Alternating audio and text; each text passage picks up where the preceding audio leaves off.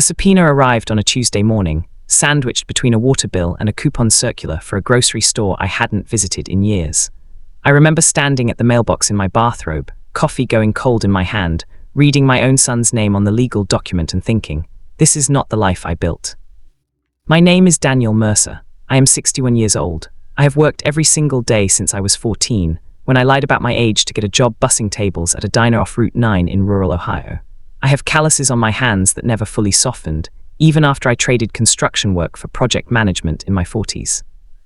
I put myself through community college one class at a time, married a woman I loved completely, buried her 11 years ago, and raised 2 children largely on my own after she was gone. One of those children sued me.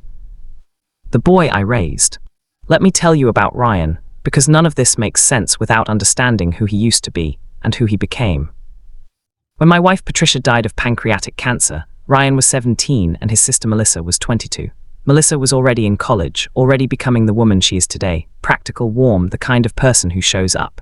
Ryan was still forming. He was soft-edged in the way teenage boys can be, still figuring out where his angles were, who he'd decide to become.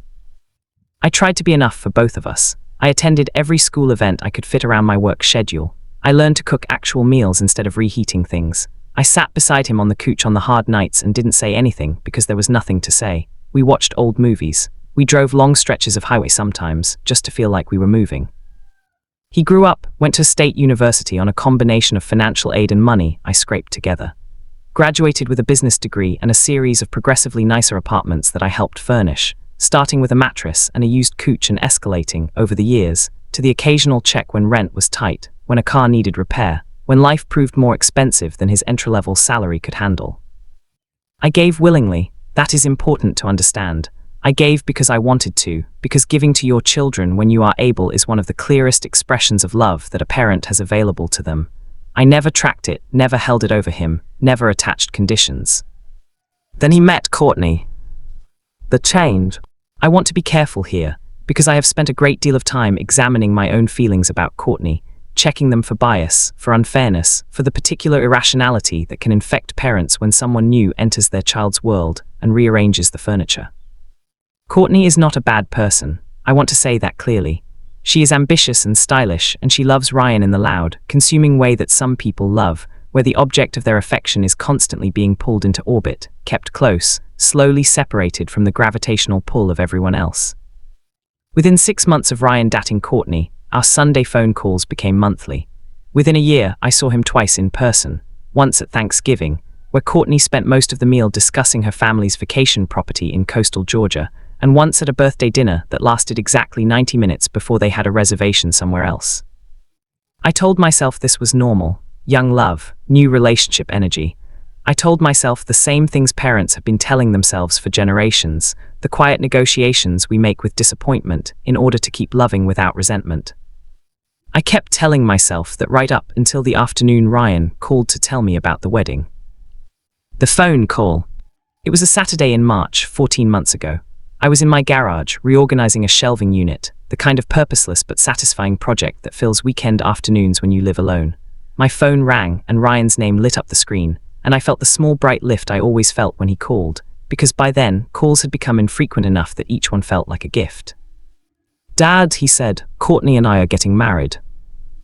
I congratulated him. I meant it. I asked questions. When, where, how did he propose? And he answered with the half-distracted energy of someone relaying information rather than sharing it. And then he got to the reason for the call. "We're thinking a destination wedding. Tuscany, probably. Courtney's always wanted that. We're looking at around $80,000 all in." I waited. "We were hoping you could cover it." I set down the bracket I was holding. I sat on an overturned bucket. I looked at the water stain on my garage ceiling that I'd been meaning to investigate for 2 years. "Ryan," I said carefully, "that's a significant amount of money." "I know, but you have savings. Melissa said you've been doing okay since the refinance." That Melissa had apparently been discussing my finances with her brother was its own quiet wound, but I filed it away. "I have savings," I said, "because I've spent 30 years being careful. That money is my retirement, it's my security. I'm 60 years old." "It's my wedding, Dad." "I understand that, and I love you, and I want to celebrate with you, but I can't give you $80,000. I don't think it would be responsible for me to do that. The silence that followed was not the silence of someone processing disappointing news. It was the silence of someone deciding how to respond to an obstacle. Courtney's parents are contributing 50, he said. We just need you to cover your half. That's not how halves work, I said gently. And Ryan, I never agreed to fund this wedding. This is the first conversation we've had about it. You paid for Melissa's wedding.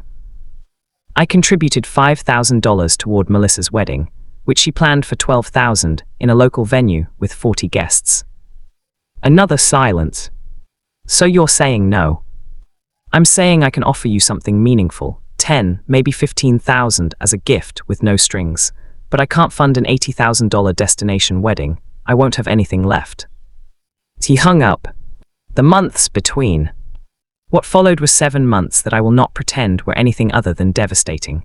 Ryan did not call, did not respond to my texts beyond single-word answers. Missed my birthday, not forgotten, missed, the distinction being that Melissa later told me he'd acknowledged the date and simply decided not to reach out. I wrote him a letter, a real one on paper which perhaps dated me but felt right, felt like the kind of communication that deserved weight and permanence. I told him I loved him. I told him I understood he was disappointed. I told him my door was open, that my offer of $15,000 still stood, that I wanted to be part of his life and his wedding and whatever came after. I got no response. Courtney's Instagram, which I probably should not have been looking at, showed engagement photos in a field somewhere golden and softlit. Ryan looked happy. That was something, I told myself. That was something. And then, on a Tuesday morning in November, the subpoena arrived. The lawsuit. I will spare you the full legal language, which was both bewildering and almost surreal in the way that formal documents describing intimate betrayals always are. The core of it was this. Ryan, represented by an attorney I'd never heard of, was claiming that I had made a verbal promise to fund his wedding, that he and Courtney had planned their event in reliance on that promise, and that my refusal to honor it had caused them financial damages and emotional distress. He was suing me for $80,000. I sat at my kitchen table for a long time after reading it. I called Melissa, who did not know, or said she didn't, and I believed her because she was crying in a way that wasn't performative. I called my own attorney, a woman named Sandra who had helped me with Patricia's estate years ago, and who, when I explained the situation, was quiet for a moment before saying, very professionally, that she had seen a great deal in her career, but that this would be a difficult case to make. Verbal contracts for this kind of amount are nearly impossible to enforce, she told me, especially when you can demonstrate you never actually agreed. Do you have any messages, any documentation? I had the text chain. I had my own words, carefully chosen, never once promising anything. What I did not have was any record of Ryan explicitly claiming I'd agreed, because I never had. Then we should be fine, Sandra said. She was right, legally, but legal fine and fine are different countries. The courtroom. The hearing was a cold morning in February. I wore the charcoal suit I'd bought for Patricia's funeral and never quite found another occasion for. I arrived early and sat in my car in the parking garage, listening to the engine tick as it cooled, and thought about the hospital where Ryan was born, how I'd walked those hallways at 2 a.m. while Patricia slept, so overwhelmed with love for this new fact of my life that I couldn't stay still.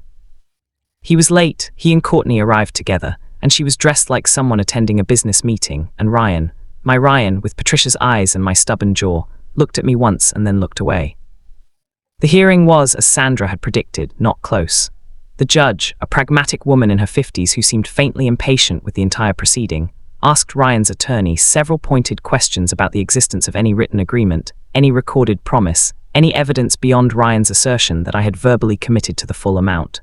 There was none, because there was none to find. The case was dismissed. Ryan and Courtney left without speaking to me. I stood in the courthouse lobby, people moving around me, and felt something I still don't have the right word for. Not victory, not relief exactly, something more like the sensation of watching a house you loved burn down and being told you should be grateful it didn't spread to the neighbors. What came after? Sandra sent me her bill, which I paid. I went home. I fed my neighbor's cat, which I'd been doing while she was visiting her daughter in Phoenix. I ate a sandwich. I watched 2 episodes of a British nature documentary and did not absorb a single image. Melissa called that evening. "I'm so sorry, Dad," she said. "I don't know what's happened to him. I don't recognize him." "He's in love," I said. "People do strange things." "This isn't strange," she said, with the directness that had always been her gift. This is wrong, and you don't have to make excuses for it. She was right, I knew she was right.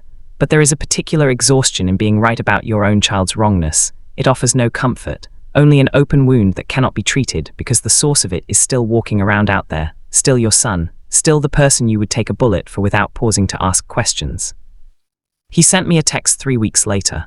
No preamble, no apology, no acknowledgement of anything that had happened. It said, "The wedding is in June. You're welcome to come if you want." I read it 11 times. I am not exaggerating.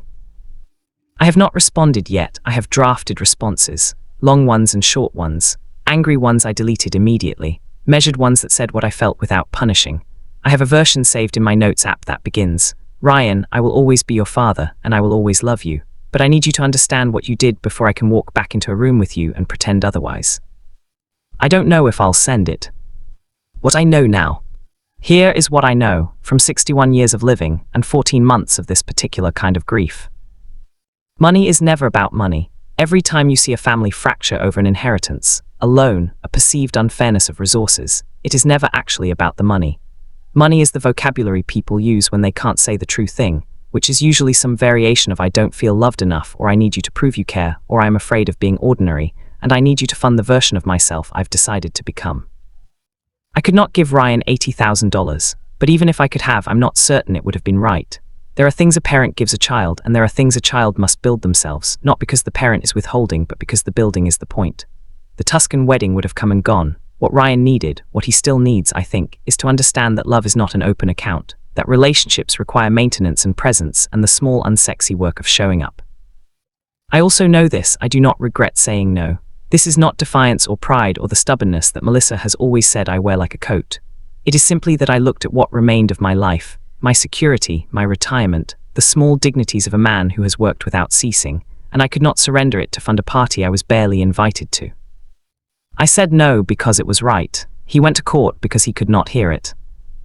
The invitation. The wedding is in 6 weeks. Tuscany, I've looked it up, I couldn't help it.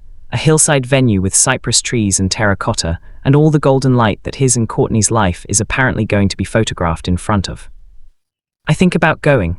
I think about what it would mean to walk into that ceremony and sit in a chair and watch my son marry someone and hold all of this inside me, packaged up and managed, the way you manage things when you love someone who has hurt you and you have decided that love is the more important fact.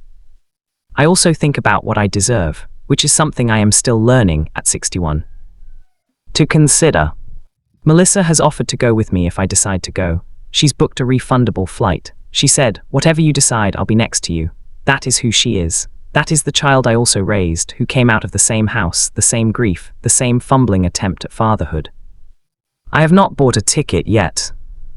A letter I may never send. Ryan, I remember the night your mother died. You were asleep down the hall, and I sat beside her bed until the very end, and then I sat there after, for how long I couldn't tell you. And when I finally walked down the hall and looked in on you, still sleeping, 17 years old, I thought, he is the reason I will get up tomorrow. He is the reason I will keep going.